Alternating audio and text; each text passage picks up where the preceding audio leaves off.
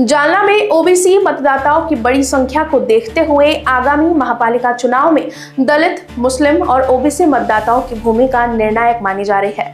OBC नेता नवनाथ वाघमारे ने सभी राजनीतिक दलों से मांग की है कि ओबीसी आरक्षित सीटों पर मूल ओबीसी उम्मीदवारों को ही टिकट दिया जाए।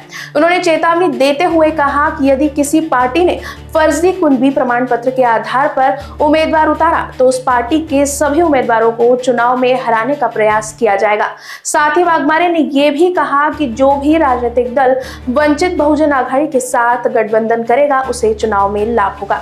आता आणखी वंचित बहुजन आघाडीची कोणासोबत युती झाली नाही झाली अद्याप काही आणखी स्पष्ट नाही, परंतु नक्कीच आता या मागच्या नगरपालिकेच्या निकालानुसार 104 नगरसेवक 5 नगराध्यक्ष आल्यामुळे मला तरी वाटतं त्यांच्यासोबत पक्ष आता युती करण्यासाठी सरसावलेले आहेत आणि पक्ष त्यांच्यासोबत युती करतील आणि युती केली तर नक्कीच वंचित बहुजन आघाडीला त्याचा फायदा होईल आणि त्यांच्यासोबत जो युती करेल त्यांना सुद्धा नक्कीच फायदा होईल। कारण की बाळासाहेब आंबेडकरांनी ओबीसीची बाजू कणखरपणे गेल्या 2-3 वर्षापासून घेतलेली आहे।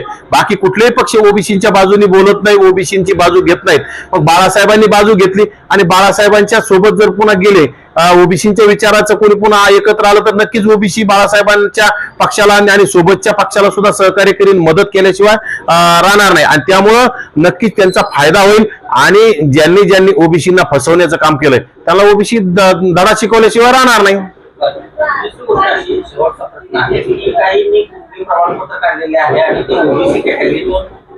ओबीसी साठी राखीव असलेल्या प्रभागातून उभे राहण्याची शक्यता आहे। अशा वेळेला तुम्ही काही राजकीय पक्षांच्या प्रमुखांकडे काही मागणी केलेली आहे का? आम्ही सर्वच पक्षाला विशेषतः भाजप असेल, राष्ट्रवादी असेल, काँग्रेस असेल, शिवसेना असेल या सर्वच पक्षाला आम्ही नम्रपूर्वक सांगतो की वेळोवेळी सांगतो तुम्ही मूळ ओबीसींना डावलून त्यांच्या जागेवर तुम्ही जर कुंडी प्रमाणपत्र काढून डुप्लिकेट लोकांना जर तिकीट देत असतील आणि मूळ ओबीसींना डावलत असतील तर नक्कीच आम्ही त्या पक्षांना जाब विचारणार। त्या पक्षाला आम्ही आता सुद्धा मागणी करतोय किंवा तुम्ही अशा लोकांना तिकीट देऊ नका आणि तुम्हाला जर परिणामाला सामोरं जायचं असेल त्याचे परिणाम तुम्हाला भोगायचेच असतील तर त्यांनी ठरवलं पाहिजे। परंतु त्यांना जर ओबीसीचं मतदान हवं असेल, ओबीसी त्यांच्या सोबत हवा असेल, ओबीसी आमचा डीएनए भाजप म्हणतं, मग भाजप सारख्या पक्षांनी असं केलं नाही पाहिजे।